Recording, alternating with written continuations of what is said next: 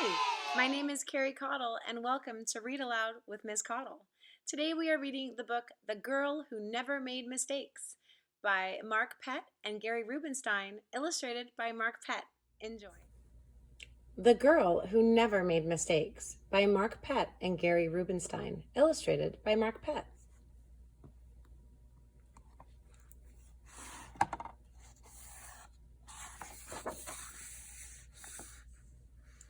Published by Sourcebooks, Jabberwocky.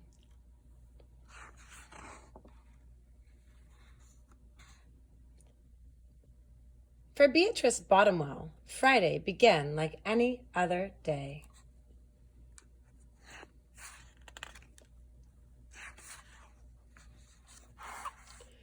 She matched her socks, and, of course, she put her shoes on their proper feet. She remembered to feed her hamster, Humbert, his favorite food, broccoli. And when she made a sandwich for her brother Carl's lunch, she used exactly the same amount of peanut butter as jelly.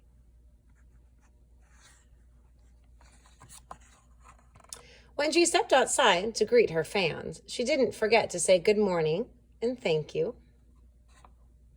They asked if she made her bed. She had. They asked if she forgot to do her math homework. Nope. What about tonight's talent show? They asked. I'm ready, said Beatrice with a smile. After all, her juggling act had won 3 years in a row. Most people in town didn't even know Beatrice's name. They just called her the girl who never makes mistakes, because for as long as anyone could remember, she never did. Unlike Beatrice, Carl made lots of mistakes. He ate his crayons and drew with his green beans. He danced with his hands and played the piano with his feet. Carl loved to make mistakes. At school, Beatrice was on a cooking team with her 2 best friends, Millie and Sarah. To make their giant rhubarb muffins, they needed 4 eggs. Beatrice went to the refrigerator and carefully chose the biggest, eggiest eggs she could find. But on the way back, her legs slipped out from under her. The eggs went flying. Beatrice was about to make her first mistake.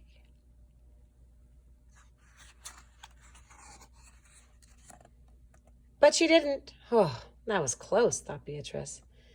Sorry, Beatrice, I dropped a piece of rhubarb. For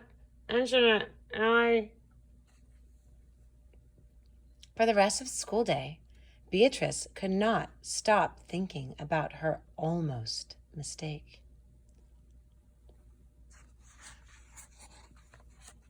On her way home from school, Beatrice watched Millie and Sarah ice skating in the park. Come join us, said Millie. It's fun, said Sarah. Beatrice watched them slip and slide on the frozen pond. Millie and Sarah laughed as they wobbled on the ice. No thanks, said Beatrice. At supper, Beatrice barely touched her food. Is everything all right, kiddo? Asked her father. I'm worried I'll mess up tonight, said Beatrice, and everyone will be watching. Worry? You don't make mistakes, he said with a smile.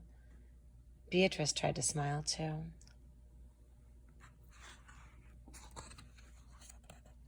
After supper, Beatrice got ready for the talent show. First, she woke Humbert from his nap. Next, she got the salt shaker from the kitchen table. Finally, she filled a balloon with water. The school auditorium was packed. Beatrice felt her stomach jumping around inside her.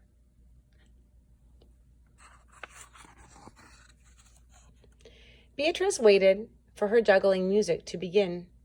That's her. That's the girl who never makes mistakes, said a woman. Oh, we know she'll be perfect, said a man. When the music started, she tossed Humbert into the air. Next, she added the salt shaker. And finally, the water balloon. Beatrice didn't miss a beat. The crowd clapped with delight. But Beatrice noticed something odd about the salt shaker. The specks falling out of it were not white. Achoo!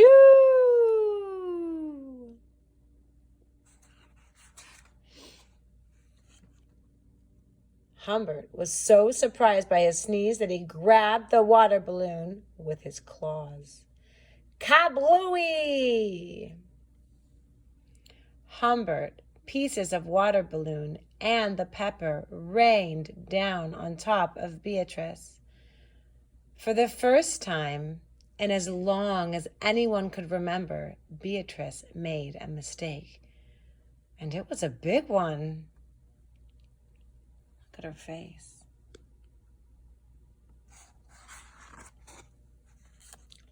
The music stopped. Beatrice didn't know what to do. Cry? Run off the stage? The crowd sat stunned. They couldn't believe that the girl who never made mistakes made a mistake. Beatrice looked up at Humbert. He looked back at her. The hamster fur was soaked and speckled with bits of balloon. Beatrice let out a giggle. The giggle grew into a chuckle, and the chuckle became a laugh. The people in the crowd looked at each other and then back at Beatrice. They began to giggle, then chuckle, then finally roar with laughter. Beatrice and the audience laughed until they couldn't remember why they were laughing. That night, Beatrice slept better than she ever had. In the morning, no fans greeted Beatrice. When she got dressed, Beatrice, for no reason at all, put a polka dot sock on one foot and a plaid sock on the other. Beatrice and Carl made sandwiches. This time they put the peanut butter and jelly on the outside. They called it an inside-out PB&J. Lunch was messy and delicious. Later, Beatrice found Millie and Sarah skating in the park. They fell a lot and laughed. Now, people no longer call her the girl who never makes mistakes. They just call her Beatrice. As a recovering perfectionist, I love this book. I love how Beatrice learns that she doesn't have to be perfect. She can try. She can fail. She can learn from her failure, and she can have fun not being perfect. You don't always have to be the one who can do it all. I hope that you enjoy not only letting yourself take risks and be okay with making mistakes and learning from them, but just going along with the next thing and not having everything planned out perfectly. Enjoy living your best life. Take care.